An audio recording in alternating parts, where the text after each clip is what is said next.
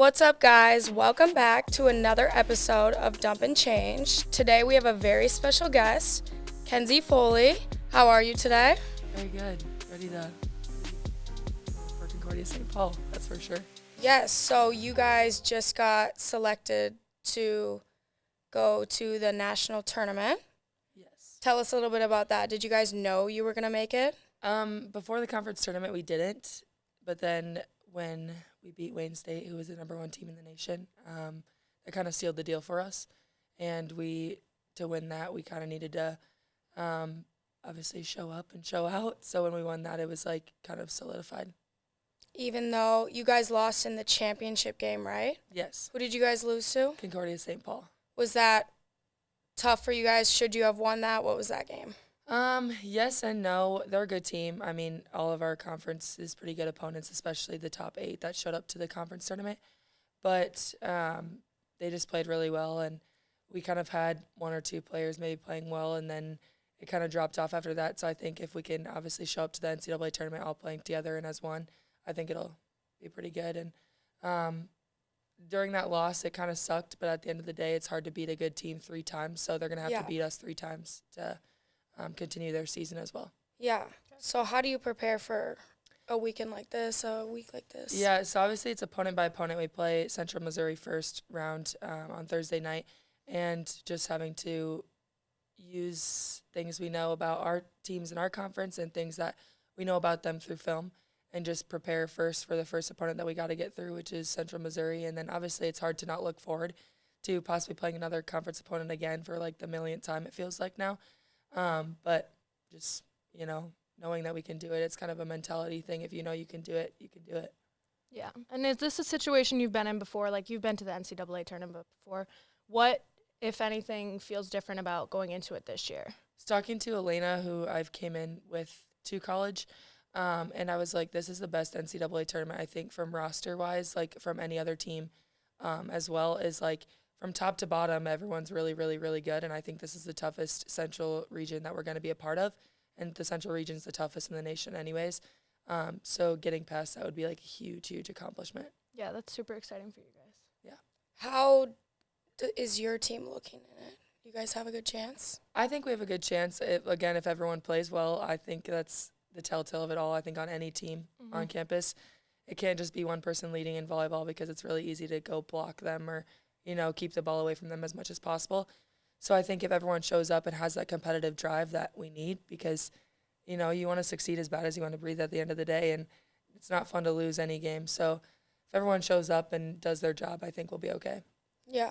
So you mentioned, like, competitive drive. Would you say, like, a lot of your game is on the mental aspect of things, or is it more like a physical, like how are you preparing? I think it's definitely mental for me, showing up like you are the best thing in the gym. I mean, whether it's your gym or not, or it's Holland by call or it's not, it's like showing up like you own the place. Obviously a humble type of confidence, you can't outwardly show that, but I think continuing to drive yourself, and no matter if you make an error, you come back and bounce back for the next ball, whether that's a pass, whether that's a hit, or whether that's a block, doing something better for your teammates the next rally. That's awesome. And you mentioned, like, staying humble. So we know that you've had numerous awards throughout your time at St. Cloud. How do you stay humble through all that? I think a lot of people think that I just like seeing my face pull up on social media. We do, so. But it's really not like that. It's not like that at all. I didn't come to St. Cloud because I wanted National Freshman of the Year, National this, or like first team this, that, or the third. Like, it's not about that for me. I'm here to get myself a ring, and I'm here to get my teammates a ring. And, like, I want them to know that too. It's not about these individual awards. Like, is it nice? 100%, like, to get recognized for what you've done on and off the court. But it's so much nicer to say that you, with your best friends, have won a national title. And at the end of the day, that's what I'm here for. Yeah. That's a great point. I mean, it is our goal at the end of the day. Like, Right. I feel like we feel the same way. And playing in such a team sport, having everyone contributing, and, like, just being able to win a national championship is just amazing. So Yeah. good luck to you guys going forward in that. How did you end up at St. Cloud State? Where are you from? I'm from Sioux City, Iowa. Sergeant Bluff, to be more specific, but I always say Sioux City because more people know what that is. It was a little bit hard because I got recruited by a lot of colleges. I got it down between 2 colleges in the NSIC. I went to St. Cloud State first for my first official visit ever. And I practice them at 6 a.m. and I'm not a morning person at all. I hate waking up early. I'd rather sleep in if my body lets me. But it kind of was quiet. I was quiet. I'm definitely an outgoing person, and I was like really quiet. I didn't really talk because I was scared. And I don't really remember much of the campus at all, considering it was literally like negative 20 degrees that day I came. Yeah, of course. I went to my second one, and I practiced with them at 3 o'clock in the afternoon. And I also, like, it was warmer. I just wore, I think, like a spring jacket kind of thing. And I remembered a lot more about it because I was able to kind of be more myself. And I walked out of that school and was like, that's where I'm going. And my mom was like, hold up. Like, let's think about this. And at the end of the day, my mom kind of, like, we fought a lot about it because I thought she was, like, trying to dictate where she wanted to go rather than, like, where I wanted to go. But then she made me realize the difference is, like, I've had some really bad coaches in the past and I've had really good coaches in the past, and obviously get along a lot better with the ones who really care about you as not only an athlete but as a person as well. Mm-hmm. And she kind of asked me, she's like, which coach or which set of coaches would you like at your wedding someday? And without a doubt, it was hands down Chad and Marcy. So, like, that was a really big thing because I have a great relationship with those two, and I wouldn't exchange that for anything. Yeah. That's awesome. So you mentioned your mom.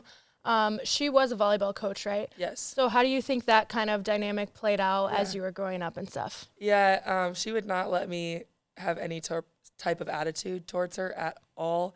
I remember when I was in third grade and just had started volleyball, we were wearing our neon green jerseys, and I would always step in front of people and, like, get the ball because they wouldn't. And I was like, let's not let the ball drop. Like, that's the goal of volleyball, is to not let the ball drop on your side. And she told me to stop stepping in front of people, and I gave her a little attitude, and she pulled me out and subbed me out right away and told me to sit on the bench till I changed my attitude. And just having her, obviously when I got older, it was a lot harder for her to coach me because, you know, when I've been coached by her from, I think I was third grade through 8th grade, it was like I stopped listening as much as I thought I probably should have been. But through that whole time, she coached at my high school when I was really little. So I was at their practices all the time, whether that was passing a ball against a wall or whatever. So having her be like a big impact, and she also played volleyball for a little bit in college as well.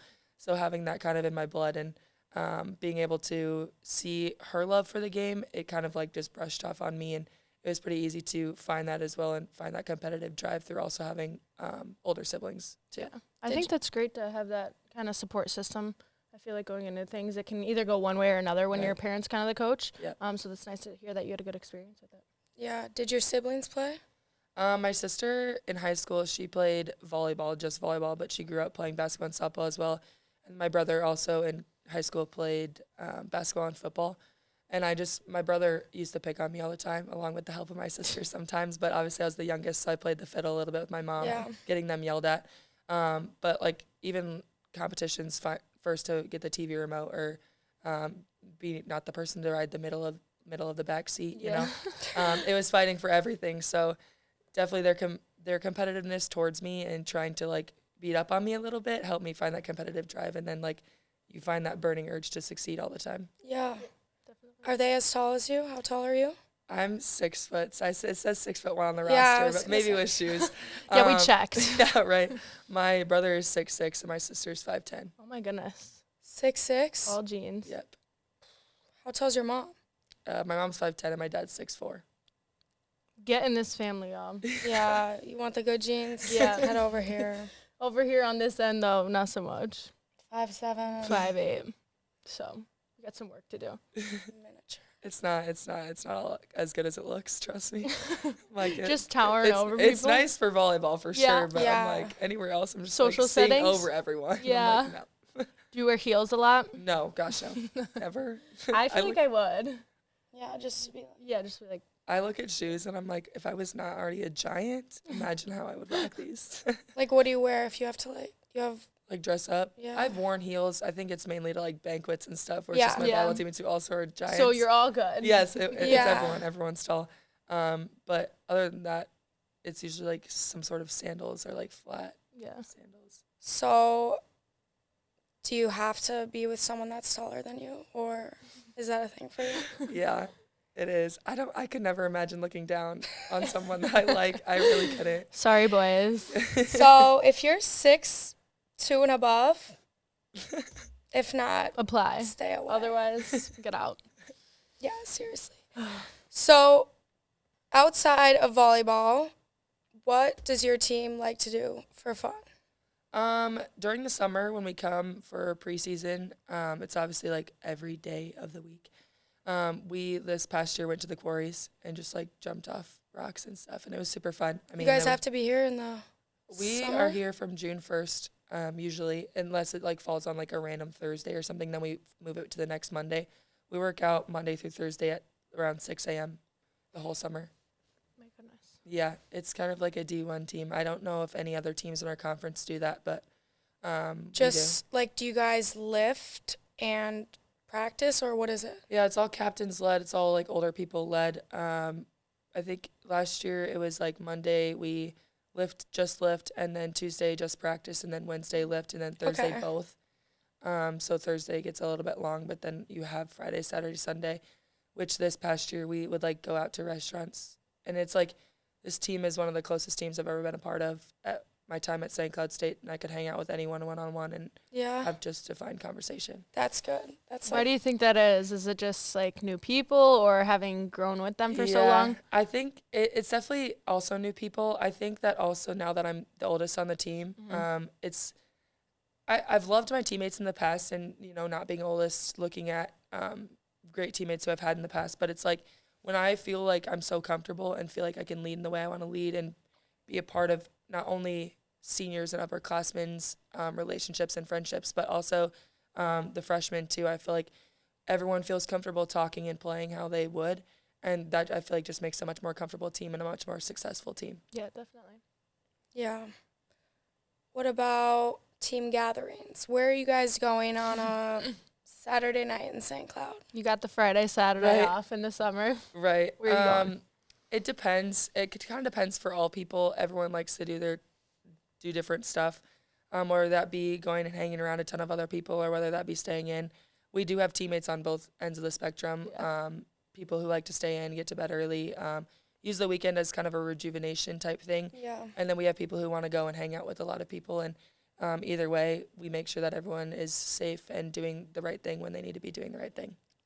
Where are you on that spectrum?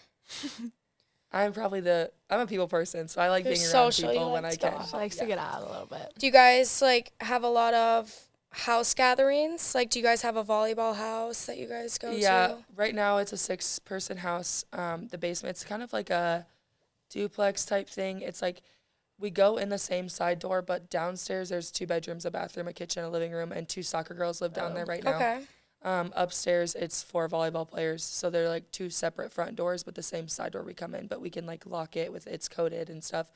Other than having the volleyball team over, it's really there's no people that other come over unless Yeah. we're friends Yeah. with someone that we want to come and like chat or do homework together. We'll have people over. We're friends with quite a few different sports teams, so I think just creating those relationships and Yeah. especially when all your roommates like the same person, it's nice to have them come Yeah, over and definitely. hang out so you're not just like I love my roommates, don't get me wrong, but sometimes you need a change Some of scenery. space. Yeah. What sports teams do you guys like hanging out with? It's changed since I've been here. My first year we hung out with the wrestlers a lot. My second year and even to this year, I think it's more of like baseball if it's like guys, and then we started hanging out a lot with soccer as well, both men's and women's. Got close to them a little bit, but I think that's really it. I think my freshman year was the only time we really ever hung out with hockey. I mean, there's some guys on the hockey team that we're still friends with, that some of my teammates are still pretty close with, but it's really just I think those sports teams that we really spend a lot of time with. Yeah. You're not missing out. Yeah, I've never heard of like us women's hockey and volleyball hanging Yeah. out. I don't We know if should. that's We should get this together. Yeah. Maybe Yeah. this will be is like the The start. Yeah. connection. Okay, I have another question.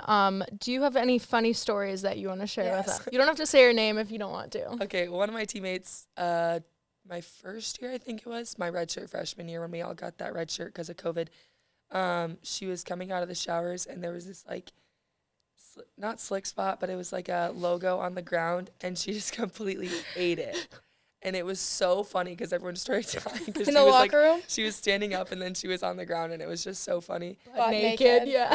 And then there was another time where I was really mad at my mom my senior night in high school. She like kissed my cheek when I got announced. I was like, please stop. Really, Mom? You've ruined I it. know, You've you ruined my it. night. She was like, well, expect it in college too. And I was like, Okay. Who's like the craziest person on your team? Like the loudest, most outgoing?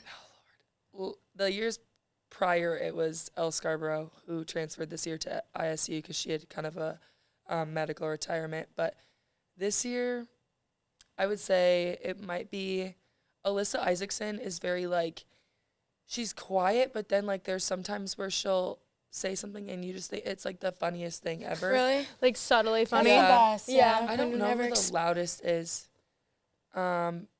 Maybe Elena Shimon, the other senior this year on the roster. She's just an outgoing person, and I love the girl to death, but there's sometimes where you're like, dang, you're so blonde. I love her, like I said.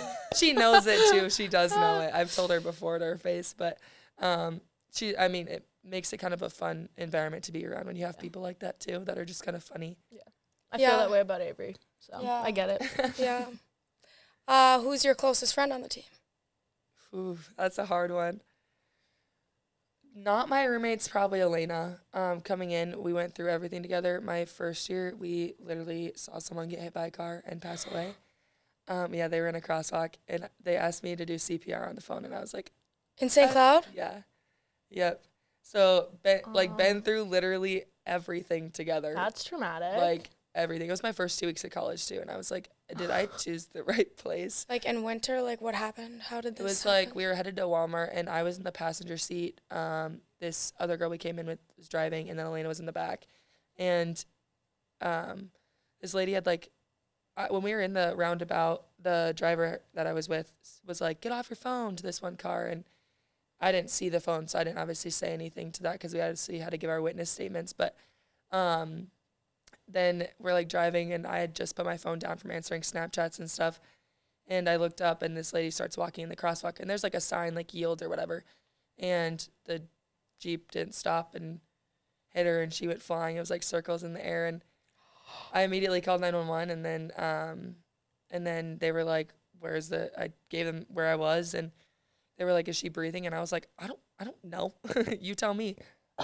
And then they were like, okay, well, you need to check. Like, do you know how to check for a pulse? And I was like, yeah, oh my goodness. I think so. So you got out of the car? Yeah, I was out of the car, like, over her body. And she was a Somalian woman and had, like, the veil was, like, over her face. And I remember, like, grabbing it and, like, kind of, like, peeling it off to the side. And she was foaming out of the mouth already. And just, like, the most horrific scene I've ever seen. And then I obviously took her pulse, and I was like, I think it's there. It's light, because I was freaking out. Like, my heart was beating. And then she asked me to start doing CPR on her. And I was like, I knew how to do it. I'm CPR certified, but I was like, I've never done it And on that's a a person. yeah. And Always so, think like, about that. always those dummies that you got to, like, practice on and stuff. And then thankfully a nurse ended up showing up and asked what was going on.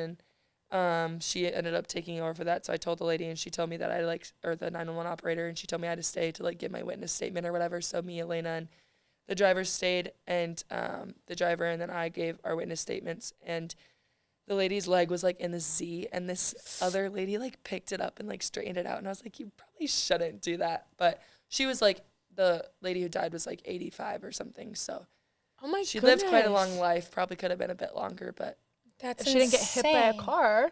yeah. And, like, I told the cops too, I didn't see brake lights till after the impact was made. So, like, I would say she was probably going, like, 40. My goodness. I can't believe That's so traumatic. It was crazy. Yeah. It was crazy. It's definitely something I'll remember forever. For sure. Yeah. I remember Yeah, I calling don't think Chad you'll after. Yeah, I forget feel like that. that was very detailed. Yeah, I called Chad after, and I was like, I might have to go to court. And he's like, wait, what? And I was, like, freaking out, like, spitting out all this information to him. And he was like, hey, start over and then slow down. And I was like, because I was just freaking out. And I asked my mom, like, since I didn't start doing CPR right away, like, could that be, like, could I, like, Yeah. or whatever. Isn't the there a rules law are. with that? Yeah, Like, You there's have like to a- respond yeah, since like you're something- certified. yeah. And my mom was like, well, how, like, long did the nurse show up? And I was like, pretty much right after she had asked me to start doing CPR. Mom was like, no, you're fine. Like, you're the one who called 911. Like, they literally said I was the only person in the vicinity who called. There was so many people Really? that saw this. Yes, it was like, on your way to, like, Coburn's or something, like, right on the edge of campus over here, towards Division Street. It was, like, on that straight road, like, University or whatever it It's is. crowded. Yeah, and Everyone there was probably so just many thought cars. everyone else was going to Yeah. have kind of Yeah, thing. We and, learned like- about that in social psych, actually. But I mean, the car bystander. didn't run away, so the lady who hit her was right there, and I don't know whatever happened. I didn't really follow up on it. You didn't at have to all. go to court or anything? No, I did not. That's good at least. Yeah. How's your relationship with your coaches like? I feel like you mentioned that, like, Yeah. kind of. Yeah, like It's- being a leader on the team and You know, Put obviously, changes in like, there. there's some things that I question, which as every athlete does, I feel like sometimes. But they're very good in being like, they're going to listen to your concerns and listen Yeah. to your comments, the things maybe you disagree with that they're doing. And then also, like, having that great relationship, it was really important for me. Grew up with coaches who wouldn't give you much love, like words of affirmation type person. Mm-hmm. And it was kind of like when you do really well, like we had a coach one time who we killed a team, and she was like, it wasn't good enough. And I was like, we beat them and they didn't even score double digits, but okay. But it's like Chad's very involved, and even to the point where like I'm an outside hitter, like he gets in my way sometimes when I'm transitioning off the net, because he's always up on his feet, which I agree. I would rather have a coach who's really up, and like sometimes you're like, Chad, just like chill out for a sec. But I'd much rather have a coach who you can tell to dial it back versus a coach who sits on the bench and just is like a practice coach. Like they expect you to know right Yeah. after practice what to do, when in reality, like I've coached as well, and it's like sometimes you just need to like tell your girls like something really specific to focus on if they're struggling, because I think that gives it something to not be like, oh my gosh, I'm doing so crappy. Yeah. Like it's something to focus on and really dive into. And I also think that Marcy's a really great accent to him too. She was the Big Ten Player of the Year when she was in college at Minnesota. So she knows a lot about volleyball, has played every position. And so they complement each other really well. When Chad's kind of what we call like on one at practice, Marcy chills him out a little bit, and Yeah. vice versa. I don't think Chad does a great job at chilling Marcy out, but when Marcy's mad, you know something's up, and you know we need to like Yeah. pick it up. So it's definitely a good duo set of They coaches. balance each other out. Good. how do you take up your leadership role? Like what type of leader are you? How do you like to lead? I'm a lead by example person. I am a person also knowing that there's differences in people. There's certain girls who play on the court right now that maybe need a pat on the back or like a you're okay or a pick me up, where there's certain girls who you need to just yell at and be like, get your crap together right Yeah. now, like wake up. Knowing the difference that there's different personalities. Some people like to be hugged. Some people like don't like to be hugged. Like kind of that thing. Definitely in that way, knowing how to talk to my teammates, knowing them individually, because I think that's huge. In leaders is, you know, not everyone needs to be screamed at in a huddle. Yeah. Some people need to just like take a deep breath and just silence for a second and then move on. And I think knowing that difference has like made this team also feel like free in a way. Yeah. It's like I think Marcy's really good at that too, is knowing how different people need to be coached. Like last year when I struggled a bit mentally, she knew when I needed like a hey, like smile once. Like, you know, stop being so hard on yourself versus like, come on, like let's go. We need you kind of thing. So having that, not only a leader of a coach like that, but also like leader on the floor is really good. Yeah, we did that this year. We did a disc assessment with our team. We did it last year too, right? Yeah, but we didn't do it again this year. Like the new people did it, and we just Yeah. kept our stuff from last Have year. you ever heard of that? Like what did you do it on? It's just called like disc Online assessment. it finds out like if you're what are the things like direct. No, it was dominant. We don't even know. Yeah. Cautious I know, and I just don't know the sensitive or words. something like that. Yeah, so then it like kind of tells you how to deal with those people. So our coaches have that. Yeah. And so we have that of each other. Yeah, and then you can like fill out a section where it's like, how do you like to be coached and stuff. In high school, we did like a color test that was really similar to that, where like orange was like a really competitive person who like has like the kind of like FU attitudes. Yeah. And like just that hardworking person. Whereas like it was like blue is like the softies, like the wants a hug, like wants to like kindness, like is a big portion of them. Yeah. Green was like by statistics, like I want to know everything by statistics. Like don't give me like you got this or get this next pass. No, I need something like kind of specific.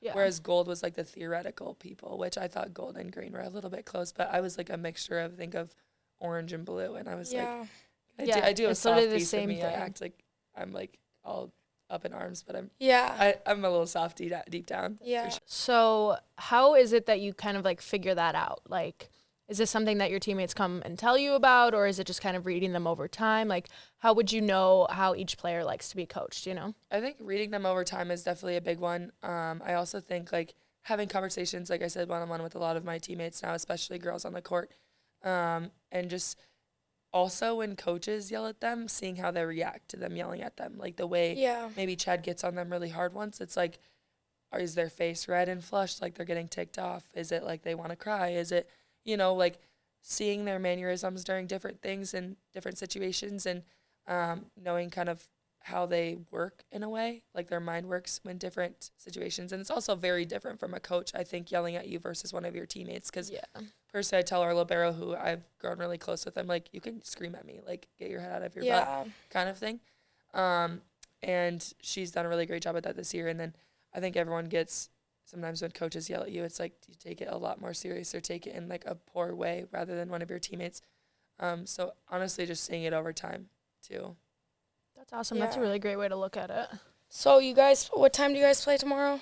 5. 5? So do you guys, like, do anything in the mornings of your games, like, I feel like it's to get moving in the morning if you have a 5 p.m. game? Not really, to be honest. Just I chill? feel like that seems like a very basic little routine. Nothing crazy about it. We also all play Among Us.